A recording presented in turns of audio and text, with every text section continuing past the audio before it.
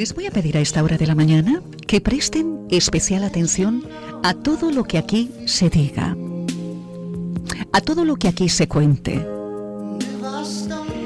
Según hemos podido leer en la prensa, nos han contado nuestros políticos a través de los medios de comunicación, el planeta vive uno de sus peores momentos, una pandemia mundial, miles de muertos, miles de contagios, brotes, rebrotes. El mensaje que nos dan ahora es: lo peor está por llegar. Las UCIs empiezan a llenarse. En este momento más que nunca hay que seguir las directrices del gobierno con la connivencia de los sanitarios. Mascarilla, higiene de manos cada 2x3, nada de besos y abrazos. Como mucho, uno realiza un contacto visual. Hasta el fin de semana pasado se saludaba uno con el codo, ¿verdad? A partir de ahora, ni siquiera eso. Uno en la lejanía hace un gesto de tocarse el pecho, oye, y con eso es suficiente. Hay que evitar que el virus llegue hasta nuestros pulmones. Por lo visto, este virus es uno de los más violentos que se han conocido, a juzgar por las medidas preventivas, restrictivas, lo fácil que se contagia y, en definitiva, por cómo nos ha cambiado la vida. Sobre todo esto. Además, nos hablan de un virus que dicen no se sabe mucho de él, pero ya se han inventado 3 vacunas. Vacunas que, sin sus tiempos de experimentación, ya se están probando en seres humanos con algún efecto secundario no deseado. Por cierto, importante, mielitis transversa. Es un trastorno neurológico que se caracteriza porque los pacientes sufren una inflamación en alguna sección de la médula espinal. Bien, pararon el ensayo para a los pocos días reanudarlo. Y como motivos dieron que uno, en fin, nunca puede estar seguro de que esa mielitis fuera consecuencia de la vacuna y no algo que ya estaba gestando la persona. Como los científicos decidieron pensar así, reanudaron la marcha, cosa que el pueblo, en vez de asustarse, aplaudió. Está tan deseoso de que vuelva a la normalidad, que están dispuestos a inyectarse lo que haga falta. Así expongan su salud a que ocurra cualquier cosa, porque la realidad es que es un experimento que suele comenzar en animales, seguir unos protocolos, pero que en este caso se han saltado a la torera todos esos protocolos, porque cuanto antes esté la vacuna en circulación, antes se acabará la pandemia. Esto es lo que nos cuentan. En fin, así están las cosas. En este momento hay distintas voces oficiales, y digo bien, distintas voces oficiales, personas de ciencia, contando versiones muy distintas. Unas ya las conocemos por la mayoría de medios de comunicación, también en este porque se facilita la información que viene en los periódicos, eso sí, intentando contrastarla. No es lo mismo leer un periódico diciendo palabra de Dios que, a partir de la lectura, seguir investigando, utilizando el sentido común para saber qué hay de verdad y qué chirría, y qué chirría, porque la prueba la tienen en los dichos y desdichos. Hoy dicen una cosa y mañana otra. Se lo achacan a la improvisación, la urgencia del momento.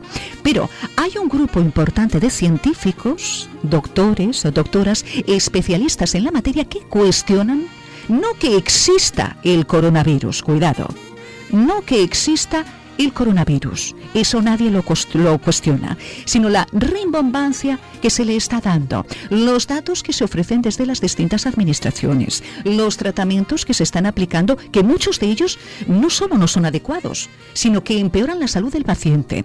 Contagios, muertes por coronavirus, se habla de los asintomáticos como enfermos que pueden tener el coronavirus sin saberlo, es decir, pueden estar enfermos pero no se han dado cuenta. Los sensores del cuerpo nos dicen, pues a lo mejor no lo han detectado.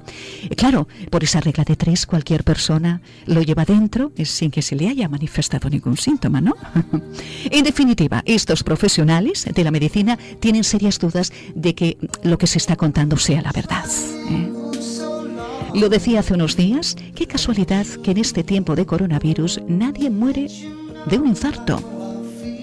Si le da un infarto en este momento, le hacen un PCR y da positivo. En el papelito ponen muerte por COVID, no por infarto. Es curioso, o por lo menos a mí me lo parece, Nuestros hijos han vuelto al cole de aquella manera. los padres están absolutamente desesperados, tienen auténtico pánico a que su hijo, su hija pueda contraer el virus y lo transmita al resto de la familia. Ante todo este caos y conociendo una parte de la voz oficial, he decidido ponerme en contacto con la otra parte de la voz oficial, porque todos son médicos, epidemiólogos, muchos de ellos, especialistas varios, con lo cual hombres y mujeres de ciencia, pero la versión es tan distinta que se nos escapa algo. Y yo quiero conocer también la otra versión oficial y al final sacar mis propias conclusiones. Por eso les decía que prestasen atención, porque hay que trabajar la capacidad de discernimiento y hoy en día más que nunca, más que nunca. Voy a presentarles esta mañana a María José Martínez Albarracín, licenciada en Medicina y Cirugía por la Universidad de Murcia y catedrática de Procesos Diagnósticos Clínicos. Estoy hablando de una mujer de ciencia que discrepa profundamente de la información que se está suministrando a través de algunos medios de comunicación sobre la COVID-19. Doctora María José Martínez Albarracín, buenos días y bienvenida. Hola, buenos días, Mari Carmen. Encantada de estar contigo. Igualmente. Lo primero que quiero preguntarle es, ¿cómo usted empieza a sospechar de que lo que están contando sus colegas, la información que están facilitando los gobiernos a través de los medios de comunicación, imágenes, etcétera, no se corresponde con la realidad? ¿Dónde empezó a sospechar? Bueno, vamos a ver, es una historia larga, puesto que viene ya desde enero de este año. Lo primero que me llamó la atención fue que en los medios, en especial en la televisión, nos hablaban continuamente de un nuevo virus, de una nueva epidemia que había surgido en China. Bueno, China está muy lejos, se sabe que es un país donde hay un régimen muy autoritario y donde la información es muchas veces bastante sesgada, y que se estuviera repitiendo y repitiendo todo esto. Luego, cuando ocurrió en Italia, y surge en el norte de Italia también la epidemia, pues entonces no hay manera de encontrar la relación con China, porque, bueno, pues sí es verdad que había transcurrido ya algún tiempo, desde diciembre, finales de diciembre, enero, que es cuando aparece la epidemia en China, y en Italia en febrero. Entonces, lógicamente tenía que haber habido algún contacto con algún chino en el foco de la Lombardía, del norte de Italia, donde apareció, y no se encontró esa relación. Es decir, y luego empieza rápidamente a aparecer focos por distintos países del mundo sin poder hacer una trazabilidad, es decir, sin tener una relación directa con China. Por lo tanto, ¿cómo es posible que surja una epidemia que rápidamente la Organización Mundial de la Salud califica como pandemia, con múltiples focos en distintos países? Es como los incendios provocados, cuando aparecen múltiples focos, te hacen sospechar de que han sido intencionados. ¿Y usted piensa que esto no es casual? No, no es casual, no puede ser casual. Se sabe perfectamente que desde hace ya décadas se está investigando en laboratorios como el de Wuhan, aunque antes en Fort Detrick en Estados Unidos, también en Canadá, en Francia, etcétera, en el Reino Unido. Se sabe que se está investigando con armas biológicas como armas de guerra y que se está trabajando con patógenos animales para hacerlos lo que se llaman quimeras. El doctor Máximo Sandín, un especialista, profesor universitario en biología, una eminencia española, pues nos ha hablado muchas veces del peligro que supone esta manipulación genética de organismos para la salud del planeta. También nos han advertido ya otros epidemiólogos y otros especialistas de todo el problema de la transgénesis, tanto en organismos genéticamente modificados para consumo simplemente en la agricultura, para consumo humano, y ahora mucho más en el caso de que se quiera hacer esto con, por ejemplo, vacunas, como está prevista el coronavirus, de la que supongo hablaremos después, que también se basa en organismos genéticamente modificados y es un experimento, puesto que nunca antes se había hecho nada igual. ¿Debemos de tener miedo a lo que se avecina o por lo menos respeto? Respeto hay que tenerle, sí, hay que tenerle, pero lo principal para no tener miedo es una información adecuada, no dejarse chantajear por un mensaje absolutamente propagandístico, que es el que se nos da a todas horas a través de la televisión, a la que el presidente Sánchez digamos, lubrificado con unos cuantos millones de euros y claro, pues lógicamente tienen que seguir las consignas que se le dictan. Pero si tenemos una información adecuada y sabemos qué es lo que puede haber circulando y cómo prevenirnos y cómo tratarnos, pues no hay que tener tanto miedo. Con consignas que se le dictan al presidente Sánchez. ¿Quién dicta esas consignas? Esas consignas, y bueno, y lo digo porque tengo constancia a través de contactos, que esas consignas vienen de la Unión Europea y de Londres, de Wall Street. De ahí vienen esas consignas. Y que, por supuesto, bueno, pues nuestros políticos, pensando en que quizá, no puedo lógicamente valorar sus intenciones, pero sí sabemos que España es un país que está en prácticamente quiebra técnica desde el presidente Zapatero y que por lo tanto, y más ahora después del disparate que se ha hecho con la economía española a través de un confinamiento también impuesto por Londres a través del Imperial College y el profesor Cuarentena, el profesor Lockdown, el profesor Neil Ferguson, se ha terminado de producir un daño irreparable a la economía española. Entonces, dependemos ahora enormemente de los fondos que va a liberar el Banco Central Europeo y el Foro Económico del Banco Mundial, etcétera, etcétera.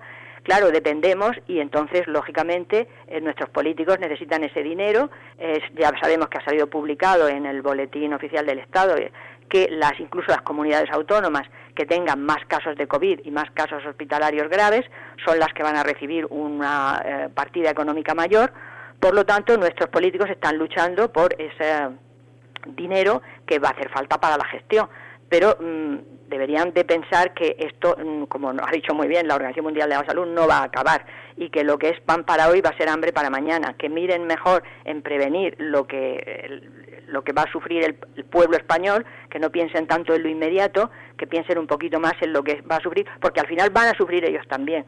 Quizá algunos políticos piensen que bueno, son daños colaterales y que a ellos no les va a afectar, pero le aseguro que si seguimos por este camino nos va a afectar a todos y también a ellos y a sus familias.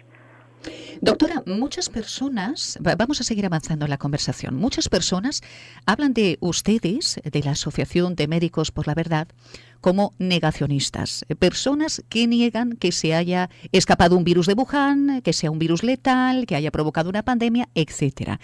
Que yo sepa, ustedes no niegan que exista un virus, el famoso COVID-19. Lo que no tienen tan claro es el por qué se le ha dado a lo mejor tanta importancia. Es más, citan que todos los años mueren cientos de personas por virus, como el de la gripe y otros virus, y no se confina medio mundo, ni se tapa la boca de toda la población, ni se paraliza la economía como acabamos de mencionar.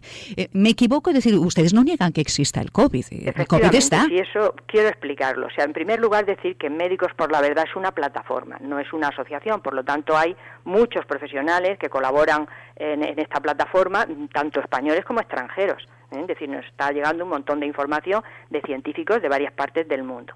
Entonces, la palabra negacionista es una palabra de propaganda, es decir, es un término que se ha utilizado por los medios mainstream para confundir a la población, para decir que nosotros negamos que ha habido una epidemia, negamos que hay un virus. No, nosotros ni negamos que ha habido un pico epidémico no normal, es decir, hubo un pico epidémico entre finales de marzo y principios de abril con una elevada mortalidad, y ahora lo explicaré también.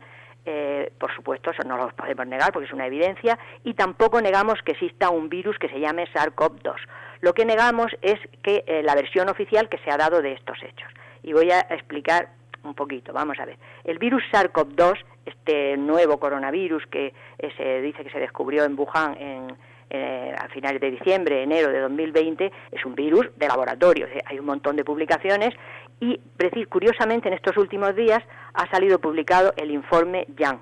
El informe Yang es un estudio científico encabezado por la doctora Li Mengyang, que se dice que es la viróloga china que huyó de Wuhan y que se refugió en Estados Unidos porque sabía demasiado, y así como otros compañeros suyos, pues de ellos no se ha vuelto a saber. Esta viróloga cuenta que ya huyó de Wuhan porque sabía demasiado. Y ha publicado, junto con otros colaboradores, un informe demoledor donde demuestra que el SARS-CoV-2 es efectivamente una quimera, es decir, es un virus de laboratorio que, basándose en un esqueleto de coronavirus de murciélago, ha sufrido una serie de manipulaciones genéticas. ¿Para qué? Para poder pasar a los humanos. Es decir, un virus de murciélago no puede pasar a los humanos sin más. Eso es una barbaridad porque hay una barrera de especie. Entonces, lo que se ha hecho con este virus, según este artículo, y bueno, otros científicos, como por ejemplo Luc Montagnier, como por ejemplo Prabhat Prasan, en fin, han habido varias publicaciones, nos dicen que tiene unas inserciones en su genoma para codificar una proteína, la famosa proteína espiga, que es por donde entra en las células humanas, y esta proteína espiga es una proteína humana, es una proteína del genoma humano, es codificada por el cromosoma 7, es una proteína del tipo sincitina 1, codificada en nuestro genoma humano. Sí es verdad que tiene unas modificaciones para hacer que esta proteína sea más activa y pueda penetrar más fácilmente, como son un sitio de furina, etcétera, etcétera. Bueno, son términos científicos que indican que ha habido efectivamente una manipulación. Entonces, esto es para asustarse, sí y no. Es para asustarse en el sentido de que tenemos que intentar, a través de una legislación internacional, prohibir estos experimentos que son armas de guerra, son armas biológicas. No se nos cuenta que es para investigación, que es para vacunas, etcétera, etcétera, pero no es verdad, son armas de guerra. Entonces esto hay que prohibirlo porque es peligroso. Pero tampoco hay que asustarse demasiado porque al no ser un coronavirus natural y al haber un salto de barrera específica, conforme va transmitiéndose de humano a humano, va perdiendo las secuencias genómicas no humanas, porque las personas tienen unos mecanismos con capacidad para reparar el ADN y el ARN.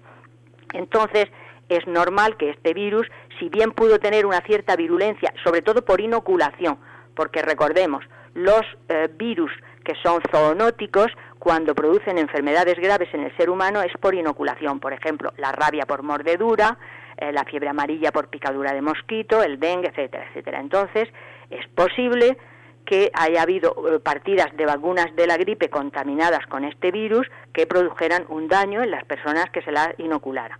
A partir de ahí se puede producir un contagio de persona a persona, pero el virus se va debilitando. De aquí que este verano no ha habido ninguna epidemia. Ha habido una epidemia de PCRs, de falsos positivos y de portadores asintomáticos. Pues de eso precisamente quería hablar, doctora.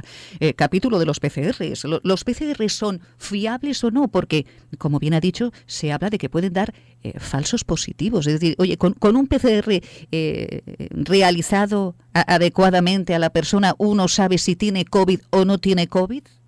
No lo sabe por varias razones. En primer lugar, ya nos dice hasta la misma Organización Mundial de la Salud, y lo dijo claramente Kary Mullis, la PCR no sirve para diagnóstico, porque el hecho de que detecte algunas secuencias pequeñas del genoma, recordemos que el virus tiene 30.000 nucleótidos y apenas se detectan unos 200 con una PCR. Entonces, el hecho de que se detecten con una PCR, si está bien, que ahora hablaremos de eso, si es correcta, si es un buen tipo de test, que se detecten algunas secuencias del genoma, no implica que haya un virus infeccioso, pueden ser restos víricos.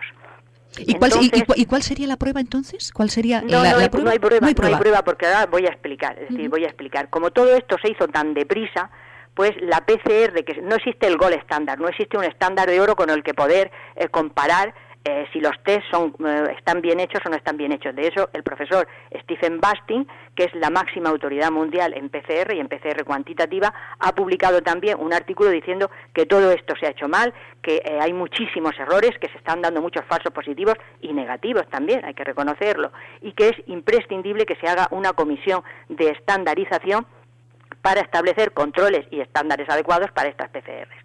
Porque el problema es que todo esto se hizo tan rápidamente que lo que se hizo fue hacer una aprobación para uso de emergencia, igual que se quiere hacer ahora con la vacuna. Entonces estos test no han sido supervisados, no han sido aprobados por la FDA, se han hecho de aquella manera y encima, para facilitar el diagnóstico, o diría yo más bien el falso positivo, con un número de ciclos exagerado. El propio profesor Stephen Bastin y la comisión, el organismo que regula cómo se tiene que hacer bien hecha una PCR cuantitativa, dice que no se deben hacer más de 35 ciclos de amplificación. Bueno, pues en todos estos test se están haciendo 40 y 45, lo que va a facilitar enormemente el error y los falsos positivos.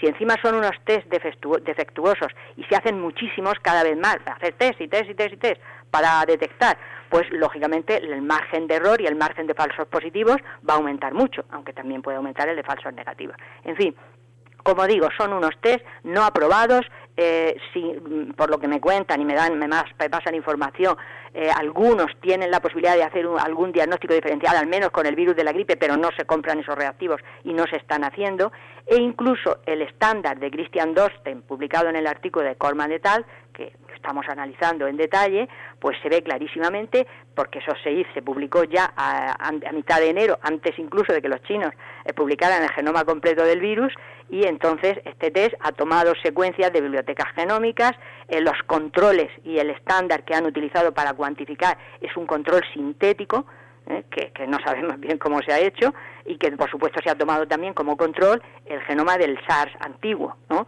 Por lo tanto no hay especificidad, y de aquí que varios de los cebadores, que son los reactivos más importantes para que esta prueba se haga correctamente, pues están dando que son secuencias homólogas al genoma humano, porque como digo, esto es una quimera y tiene varias secuencias en su genoma que son homólogas del genoma humano y probablemente también del microbioma. Es algo que se está investigando por distintos científicos. Vale. Más dudas, asintomáticos. María José, ¿una persona puede no tener ningún síntoma y tener el virus? Y se lo pregunto porque, claro, los sensores del cuerpo humano son estupendos. Cuando aparece un virus o se asoma por la ventana, ya lo estamos acusando o bien con fiebre, y si no con fiebre, con cansancio, pues algún síntoma. Pero ahora nos dicen que uno puede no tener ningún síntoma, sentirse perfectamente y padecer COVID. ¿Qué de cierto hay en esto? Esto es un invento, esto no existe en las enfermedades infectocontagiosas, en las enfermedades epidémicas, esto no existe. Sí es verdad que se están publicando algunos trabajos muy rápidamente y no revisados por pares, es decir, trabajos científicos de dudosa calidad, donde se nos cuenta que si el virus se transmite por aerosoles, que si tal, que si cual, que si uno se ha contagiado porque miró para atrás a coger el salero de otro que estaba en una mesa más allá, en fin, tonterías, sinceramente. Entonces, todo esto son PCRs positivas, pero como digo, PCRs positivas no significa nada, porque es que son test además defectuosos. Ciertamente en una enfermedad epidémica de tipo gripal como es el coronavirus, hay un periodo prodrómico, pero ese periodo prodrómico que puede, si la persona tener una cierta contagiosidad un par de días antes de que se manifieste la infección, como dicen muy bien, va a tener malestar, cansancio, en fin, claro, va a tener eso. Entonces, una persona que se encuentre perfectamente, que esa persona es una persona sana, y no existe en la terminología médica lo de el infeccioso asintomático. Eso no existe de ninguna manera. En las enfermedades transmisibles eso no existe de ninguna manera. Podría existir, porque eso es lo que se basan algunos para justificarlo, por ejemplo, una hepatitis C, tal, pero todo eso, como digo, se contagia a través de la sangre, a través de secreción. Es decir, no se puede contagiar por vía aerosol y por vía respiratoria un virus infeccioso de una enfermedad respiratoria que no existe. Pero ahora, si te parece, a mí me gustaría hablar un poquito de la COVID-19, que también nosotros negamos la versión oficial, de cómo ha sido la enfermedad y la epidemia. Pues adelante, perfecto. Bueno, pues nosotros también decimos que la COVID-19 no es una enfermedad de este tipo, como nos dicen, provocada por un virus. Hay ya muchos médicos, muchos científicos que están diciendo que un virus solo, por mucha quimera que sea y por mucho virus de laboratorio, por mucho virus peligrosísimo que sea, no puede provocar unos síntomas muy graves en primavera y en el verano apenas un resfriado. Se dice, bueno, es que eran personas susceptibles. No, porque sabemos que ha muerto gente joven también y fuerte con una enfermedad grave, y sabemos que personas mayores con patologías crónicas han superado la enfermedad. Por lo tanto, el virus por sí solo no es capaz de producir la enfermedad que se ha llamado COVID-19. La COVID-19 además es una enfermedad muy misteriosa, porque como no se hicieron autopsias y después se han empezado a hacer poco a poco, pues no se sabe bien de qué han muerto las personas. Las personas, lo que se ha encontrado en las autopsias, han sido dos cosas diferentes. Una primera ha sido un daño endotelial muy grave. Esto es lo que ha provocado también la neumonía. Y esta neumonía es una neumonía intersticial, es decir, una neumonía que se produce a través de la sangre. Por lo tanto, no ha habido ningún virus que ha entrado por vía respiratoria y ha provocado un daño en los pulmones. No, ese daño en los pulmones se ha producido a través de la sangre, a través de los endotelios vasculares que en el pulmón tienen que hacer el intercambio de oxígeno entre el aire y la sangre. Entonces, esto se ha producido fundamentalmente, este daño endotelial, a través de lo que se llama una tormenta de citoquinas, es decir, una reacción hiperinmune. Para entendernos, sería como una especie de reacción alérgica brutal. Y esta reacción alérgica brutal solo se conoce que se produce, y está descrito en medicina, por un síndrome de ADE, un síndrome de mejora inmunológica dependiente de anticuerpos. Es decir, estas personas que han provocado anticuerpos contra el coronavirus o contra un coronavirus similar al SARS, probablemente porque las vacunas antigripales, como a partir de este año pasado, hace muy poco tiempo, en vez de cultivarse en embriones de pollo, se cultivan en células de riñón de perro, se sabe que estas células tienen restos de coronavirus endógenos del perro. Por lo tanto, estas vacunas que podrían tener esta contaminación normal por estos restos, estos residuos de coronavirus de perro, han provocado anticuerpos contra el coronavirus. Y al ser expuestos a un coronavirus normal, sea el SARS o sea cualquier otro coronavirus del resfriado, pueden producir una reacción inmune, hiperinmune muy fuerte con esta tormenta de citoquinas, porque se ha favorecido con estos anticuerpos la penetración del virus en las células. Esta reacción inflamatoria muy fuerte puede causar la muerte en muy poco tiempo. También se han encontrado en las autopsias poliserositis y otros daños que son más bien compatibles con la radiación. Se habla, y hay estudios que lo demuestran, han sido publicados, algunos censurados, otros como el estudio del biólogo Bartomeu Palleras de Barcelona, son muy concluyentes de que en torno a las emisiones de telefonía móvil, en particular la 5G, ha habido muchos más casos de mucha más gravedad. Últimamente están circulando informes, por ejemplo, de un médico español que trabaja en Francia, en zona rural muy amplia, y dice que los casos graves de COVID que ha visto han sido en torno a antenas, a grupos de antenas de telefonías. Y también investigadores norteamericanos están diciendo que han encontrado que a partir de diciembre se produjeron una serie de pulsos electromagnéticos, también esto es un arma de guerra y está publicado por los departamentos de defensa, tanto de Estados Unidos como de China y tal, es un arma de guerra que se está investigando, pulsos electromagnéticos que pueden ser enviados a grupos de antenas, tanto de telefonía como de radio, y no necesariamente 5G, pero son pulsos electromagnéticos con unas determinadas frecuencias que han hecho que ardan muchas antenas. Algunos dicen, bueno, han sido los pirados estos que no quieren el 5G, le han prendido fuego, pero es que estas antenas han ardido por arriba. Y si yo voy a pegarle fuego a una antena, pues le echo gasolina y la quemo desde abajo, ¿no? Entonces, lo que cuentan algunos investigadores americanos es que ha habido una serie de pulsos electromagnéticos enviados probablemente desde satélite o desde otras antenas de tipo HAARP, que al concentrarse en zonas donde había acúmulo de antenas han producido unas irradiaciones bastante graves para la población. En fin, son una serie de circunstancias que son sospechas, que son indicios que se deberían estudiar si se quisiera investigar de verdad lo que ha pasado. Pero repito, un virus solo, y menos una quimera que cuando va pasando de persona a persona va perdiendo secuencias, como de hecho ya en Gisaid hay más de 20.000 mutaciones de este virus, no puede provocar esa enfermedad grave. La podría provocar inicialmente por inoculación, pero necesariamente si vemos otros casos y otras personas que no están vacunadas, pues lógicamente ha tenido que haber otras circunstancias concordantes. Yo me quedo alucinada con la vacuna de la sí, gripe. No, bueno, esto es pura teoría de la conspiración. Luego dirán, es que son unos conspiranoicos. El caso de aplicar algún tipo de etiqueta peyorativa y que confunda a la gente, pues bueno, negacionistas, conspiranoicos, pues ya vete, ahí meten todo, ahí meten desde la tierra plana hasta yo no sé qué.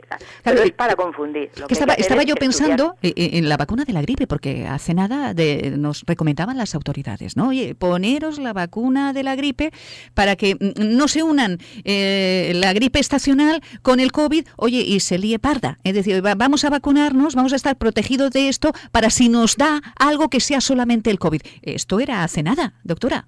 Bueno, esto no es una cosa que no tiene nada que ver.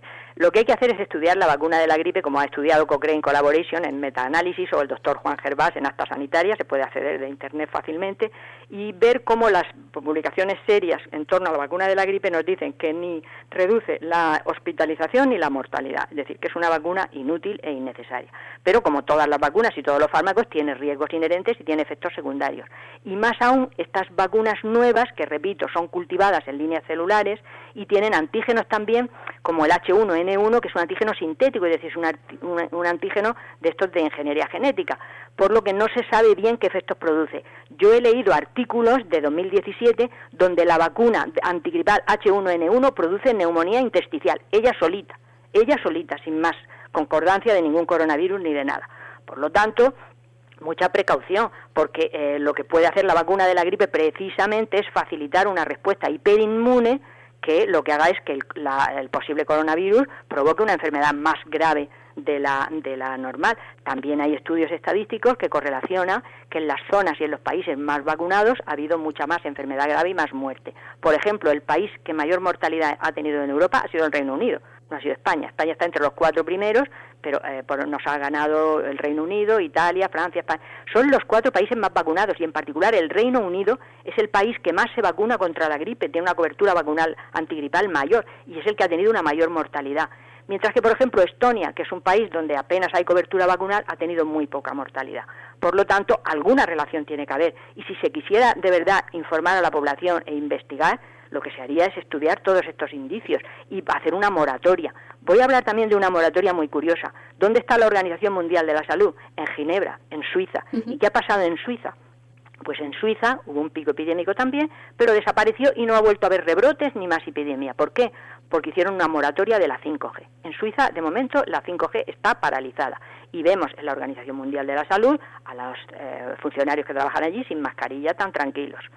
Entonces, qué curioso. Suiza, que es el país donde se ha hecho una moratoria de la 5G y donde la medicina natural y alternativa de todo tipo está más avanzada, hay un montón de clínicas y toda la élite financiera europea va a tratarse a Suiza a estas clínicas, mientras que aquí se las denigra, se dice que son pseudociencia, etcétera, etcétera. Fíjese ustedes lo que estamos escuchando esta mañana. Vacuna de la gripe. Se está cuestionando que sea, pues como, claro, el uso de la mascarilla. Es decir, uso de la mascarilla. Doctora, ya que la tenemos aquí, entonces, usted, como profesional en la materia, conocedora, estudiosa, es decir, es necesario llevar la mascarilla porque sabemos que es obligatoria, esto lo dice el gobierno. Pero aparte de la obligación, ¿usted entiende que debería de ser así, obligatoria a todas horas, incluso ahora que los chicos acaban de empezar el cole, 8 horas con la mascarilla puesta? ¿Hay necesidad de esto?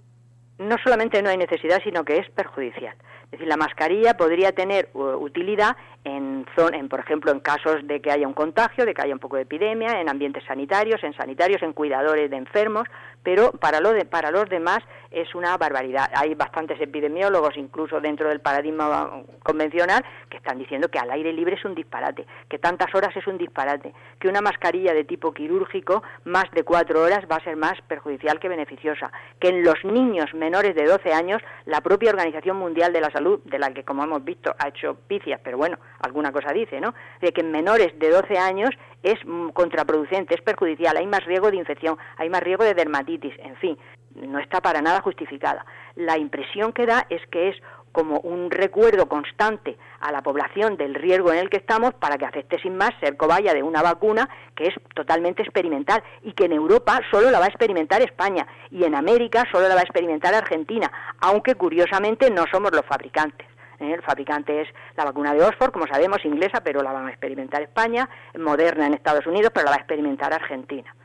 Y entonces, y en cuanto a tratamientos, porque vamos a situarnos también en los tratamientos. Por un lado, hay gente que ya está esperando la vacuna como agua de mayo, como diciendo, a partir de ahí ya nos podremos despojar de la mascarilla, ¿no? Y hay otro grupo, cada día más nutrido, hay que decirlo, de personas, oye, que hablan de tratamientos eficaces e inocuos y baratos, etcétera, etcétera. Entonces, ¿usted nos dirá? Claro, de todas formas quiero decir un poquito más sobre la nueva vacuna del coronavirus, aparte de que, como he dicho, es experimental y por lo tanto no se sabe lo que va a producir. Es curioso oír, por ejemplo, a epidemiólogos de los que salen en la tele continuamente, es decir, de los que están a favor de este paradigma oficial, y que, por ejemplo, el otro día el virólogo García Sastre de Mount Sinai, es un español que está en Mount Sinai, que se le cita como referencia continua en un artículo que se publica en El País, dice esta barbaridad, dice: creo que la mayor parte de las vacunas que se van a aprobar dará lugar a cierta inmunidad y espero que no produzcan muchos efectos secundarios, aunque ya se sabe que cualquier vacuna las va a tener. Y la propia Organización Mundial de la Salud dice, no va a provocar inmunidad la vacuna, sabemos que la pandemia no va a terminar por la vacuna. Entonces, ¿qué es lo que se quiere hacer con la población? También me gustaría añadir, para que la gente se informe, busque y se informe, que un grupo de epidemiólogos argentinos hizo público una serie de estudios donde se nos dice que el receptor del famoso SARS-CoV-2 no está en el pulmón, sino que se expresa principalmente en el testículo, endometrio, ovario, órganos reproductores y en el embrión. Con lo cual, bueno, eso se sabe, eso está constatado, es decir, hay un montón de publicaciones científicas donde se sabe que la mayor expresión de lo que se supone que es el receptor del virus, la enzima AC2, se expresa especialmente en testículo y en órganos reproductores. Eso es indudable. Entonces, claro, ¿qué sospechan estos epidemiólogos? después que si se hace una vacuna transgénica para que nosotros produzcamos la proteína del virus, la proteína Spike, que como he dicho, en parte es similar a una proteína producida por el ser humano, esta proteína, al unirse a su receptor, la AC2 en el testículo y provocar anticuerpos, estos anticuerpos pueden dañar el testículo ovario y producir esterilidad. De hecho, un voluntario que está probando la vacuna en Argentina ha hecho público en una entrevista que concedió a la televisión argentina que una de las cosas que le dijeron como voluntario es que no podía tener descendencia al menos en 2 años, porque se sabe que hace un daño al testículo. Claro. Pero por otra parte, como comentabas muy bien al principio, ya en esta fase, en fase 2 y en fase 3 de los estudios de estas vacunas, se ha reportado no solo una mielitis transversa, sino también una esclerosis múltiple. Estos son enfermedades que no van a tener cura. Estas personas ya están condenadas de por vida a tener parálisis, dolores tremendos, pérdida de visión, pérdida de fuerza y morir prematuramente.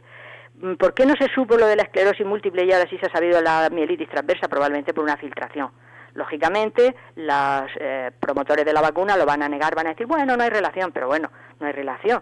Si son personas sanas que están voluntarias experimentando, si se ha producido en tan poco tiempo, cuanto más se sabe que una vacuna que se tiene que desarrollar a lo largo de años, como muy bien decías, primero probarla en animales, después probarla muy poco a poco en humanos.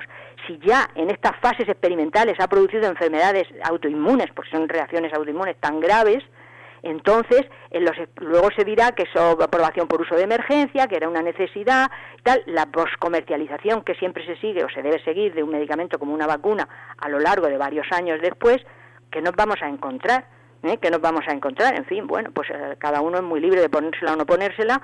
Lógicamente no puede ser obligatoria porque no hay a fe cierta de que esto vaya a ser mejor que peor. Lógicamente, antes de poner una vacuna habrá que estudiar el coste-beneficio. Y el beneficio no está nada claro, el coste parece que sí. Por lo tanto, bueno, pues cada uno es libre, pero desde luego no puede de ninguna manera ser obligatoria porque no tiene garantías.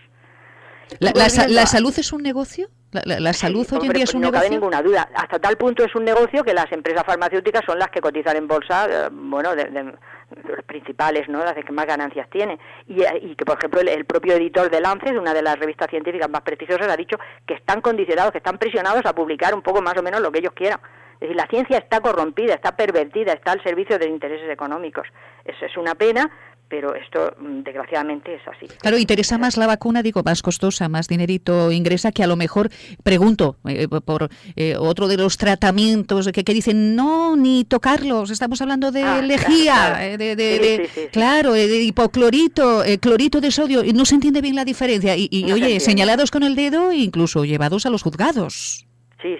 Bueno, pues eso, hay una organización internacional que se llama COMUSAP, de científicos y de médicos que están probando el dióxido de cloro. Hay un montón de publicaciones científicas, incluso en los institutos de salud de Estados Unidos, que se habla de ensayos clínicos y que se habla de la toxicidad del dióxido de cloro, que los protocolos recomendados es ninguna. Entonces, como digo, hay una asociación internacional de médicos que se llama COMUSAP y que está promoviendo el uso del dióxido de cloro con unos resultados espectaculares, con unos resultados buenísimos. Y concretamente para la enfermedad esta, COVID-19, pues es muy bueno, es decir, tiene unos resultados extraordinarios. Como ejemplo se pone que, en Bolivia se ha aprobado y que en Guayaquil, que es la capital del estado de Guayas, ¿no?, en Ecuador, donde la epidemia empezó a azotar de una manera más fuerte, gracias a los obispos católicos que promovieron la distribución y el uso del dióxido de cloro, se controló rapidísimamente la epidemia de COVID allí en el estado de Guayas. Entonces, es evidente que hay intereses económicos detrás de que no se promocione una sustancia tan barata, tan fácil de utilizar y tan poco tóxica como el dióxido de cloro, que no es lejía para nada. El dióxido de cloro es ClO2, es un gas que se obtiene a partir de una sal, del clorito sódico, y que se puede incluso inocular siempre que se haga con los protocolos adecuados, en una solución salina y con los profesionales adecuados. Pero que incluso para uso doméstico se puede utilizar sin ningún problema, siempre que se respeten las dosis, que lógicamente son muy pequeñitas, porque es muy eficaz a dosis muy bajitas. ¿De qué estamos hablando? Porque me consta que, de verdad, tengo que decirlo así de claro, porque si no estaría mintiendo. Hay mucha gente a mi alrededor, más lejos, más cerca, que lo está incluyendo, que lo está está tomando y con estupendos resultados. Y hablan de protocolos. Andrea Schalker, por cierto, estará con nosotros antes de que termine el mes, y si no a principios, porque está concluyendo un ensayo clínico precisamente sobre el tema. Y hay unos protocolos característicos y hay incluso quien lo utiliza de modo preventivo. Doctora, ¿sabe algo de esto? Sí, he escuchado efectivamente que algunas personas lo utilizan de modo preventivo, por ejemplo, médicos de Comusap que están tratando a pacientes de COVID-19 pues para evitar el contagio y efectivamente los protege del contagio. No hay problema, yo tampoco soy una experta en dióxido de cloro, creo que Andrea Schalker podrá asesorar muchísimo más. A mi modo de ver, como es un oxidante fuerte, pues yo lo que recomendaría serían ciclos y luego descansar y tomar antioxidantes, como puede ser la vitamina C. Pero ya lo digo, se puede, es decir, como es tan inocuo, no hay ningún problema que a dosis bajitas se pudiera tomar de forma preventiva. Pero es que aparecían hace poco dentistas diciendo, uy, esto malísimo. Luego casos en Estados Unidos de que alguien, pues no sé, se tomó un vaso de agua con detergente porque dice, si es bueno para las manos, ¿no? Decía que el señor, si es bueno para las manos, dice, pues me doy un traguito que vaya limpiando, ¿no? Y ya lo expulsaría a través de la orina y se intoxicó. Pero claro, es que hay que hacerlo con un poquito de sentido común. Claro, hay que informarse, claro. Efectivamente hay que informarse de las personas que saben que lo están utilizando, de los protocolos que hay, que circulan también por las redes, sí. Que pueden encontrar protocolos serios de Andrea Schalker, por ejemplo, o publicados incluso, como digo, en publicaciones científicas, ¿no? Claro. Y además de eso, imagino, una alimentación adecuada, ejercicio, que por cierto, alguien nos hacía de nuevo la pregunta en internet, esto quería dejarlo muy claro, dice, entonces, el contagio del coronavirus no es de boca a boca a través de las chispitas de saliva que puedan saltar y por eso nos colocamos la mascarilla, dice, pregúntaselo, por favor. Usted lo pregunta. Claro, vamos a ver. Es decir, el contagio del SARS-CoV-2, este virus de laboratorio, este virus quimera, es decir, se produjo inicialmente, tuvo que ser por inoculación, porque si no, no funciona. Ahora, una vez que ya es procesado por el cuerpo humano, sí que se puede contagiar de persona a persona y ahí sí que se podría contagiar por gotitas de saliva, efectivamente, porque hay una eliminación. El cuerpo empieza a eliminar residuos virales a través de la vía respiratoria, de la vía digestiva, entonces ahí sí puede haber un cierto contagio. Pero como digo, una vez que va pasando de persona a persona se debilita. Entonces, en ambientes de riesgo, en ambientes donde haya enfermos, pues la mascarilla puede ser útil, pero lógicamente en personas sanas, al aire libre, en niños pequeños, pues no tiene ningún sentido, no tiene justificación. Para prevenir, lo mejor que se puede hacer es pues llevar una higiene de vida, tanto física como psicológica, porque psicológicamente esto está pasando una factura tremenda. Me cuentan psiquiatras que está aumentando tremendamente los suicidios, que están descompensándose las patologías psiquiátricas crónicas, que es una verdadera avalancha. Todos estamos alterados, estamos viendo al otro, al amigo, al vecino, como una bomba biológica que nos puede matar. Se está denunciando a gente, oiga, eso va sin mascarilla. En fin, es una auténtica psicosis colectiva la que se está induciendo a través de los medios de comunicación. Entonces, un poquito de calma, un poquito de paz, ¿no? Como digo, hay que prevenir, pero la mejor prevención es llevar una vida equilibrada, una vida sana, una alimentación natural, sin productos sintéticos procesados, refrescos, exceso de azúcar, etcétera, todo esto, ¿no? Tóxicos. Y además es muy importante suplementarse con vitamina D, porque ya el sol, que este verano lo hemos tomado menos, pero aparte de eso, enseguida a partir de octubre empezamos a bajar nuestros niveles de vitamina D y es importante que se mantengan entre 50 y 80 nanogramos por mililitro, es decir, valores altos. Por lo tanto, hay que suplementarse con una vitamina D3 de buena calidad y yo también aconsejaría 1 gramo diario de vitamina C y además un omega 3 de calidad, que puede ser a base de pescado azul o si no de algún suplemento que sea bueno. Que controla las inflamaciones del cuerpo, el omega 3. Exactamente, controlan las inflamaciones, protegen las membranas celulares y van a hacer que en cualquier caso que uno se contagie de una enfermedad infecciosa, pues vaya a ser mucho más leve. La resuelva rápidamente. Doctora, para concluir, ¿qué nos espera? ¿Qué nos espera? Bueno. Porque hablan de brotes, de rebrotes. En fin, yo tengo aquí la prensa, a ver si alcanzo, que he dejado los periódicos en la otra esquina. Dice, la segunda ola del virus desborda la atención primaria. Los profesionales alertan del riesgo de colapso de los centros de salud. En fin, hay otros titulares. A ver, aquí en la región de Murcia, la pandemia escala hasta los 500 casos en un solo día tras un fuerte repunte en Murcia. Los contagios alcanzan un nuevo récord. La situación sigue estable en los hospitales, esto también lo deja claro. No, está aumentando, no cabe duda que está aumentando, pero porque ahora aumentan todas las patologías, ya empiezan a aumentar las patologías respiratorias, ya lo sabemos, y más que ocurrirá cuando cuando vengan las primeras olas de frío, las primeras lluvias. Pero vamos a ver, todo esto en general son PCRs positivos. Como he dicho, esto no es fiable. Las PCR positivas no es fiable, pero colapsan el sistema sanitario por varias razones. En primer lugar, porque estas personas hay que aislarlos, hay que pasarlos a zona sucia, con lo cual ya, además, tienen que hacer cuarentena. Incluso los profesionales de la salud que hayan estado en contacto tienen que hacer cuarentena. Empieza a perder capacidad de respuesta el sistema sanitario, empiezan a estar saturadas las salas porque hay que aislar a estas personas. Los centros de atención primaria también empiezan a haber un montón de profesionales que no hay, a tener que atender por teléfono, lo cual es una cosa gravísima, incluso contra la deontología médica más elemental, atender a pacientes graves por teléfono porque no se pueden valorar bien, ¿no? La mayoría de los sanitarios están ocupados en hacer llamadas telefónicas, en hacer rastreos de sanos. En fin, estamos colapsando la sanidad pública por un mal uso y abuso que se está haciendo de ella para mantener el miedo. Y cuando venga de verdad una ola de gripe o de coronavirus o de lo que sea, que ya nos amenaza la OMS que va a venir, no sabemos si va a ser natural o no, eso también hay que decirlo, pero evidentemente la propia OMS nos lo está diciendo, va a venir. Entonces el problema ha sido que aquí, mientras que en Europa se ha dado un descanso este verano, aquí nos han seguido machacando y bombardeando psicológicamente con una serie de brotes y rebrotes de PCR positivos. ¿Para qué? Para que aceptemos la vacuna, para que seamos los conejillos de India de Europa. Y me quedo con lo que decía, yo para seguir investigando, por lo menos por mi cuenta, sobre el dióxido de cloro, porque usted decía, funciona. Está funcionando, previene, hay una manera preventiva de tomarlo y en caso de que una persona ya lo tenga, acaba con el bichito, vamos a decirlo así, en pocos días. Y además libera el organismo de impurezas, de infecciones, de agentes patógenos y no necesarios en ese momento para ese restablecimiento. Yo me quedo con eso para seguir investigando en esa línea y espero que la gente que nos esté escuchando, doctora, políticos que vayan a escuchar esta entrevista, porque he de decirle que este tema suscita muchos dimes y diretes, muchas opiniones encontradas y peleas en red. Cada vez que he subido algo relacionado con esto, oye, ha habido voces encontradas, incluso quien se ha sentido ofendido diciendo, pero ¿cómo es posible que alguien pueda estar diciendo que no existe esta pandemia como tal o que el número de muertes no son los que dicen, que los PCR son falsos, ¿no? Especialmente si uno tiene un familiar en el hospital diagnosticado y está en el hospital diciendo entre la vida y la muerte o que le pueda pasar algo, ¿no?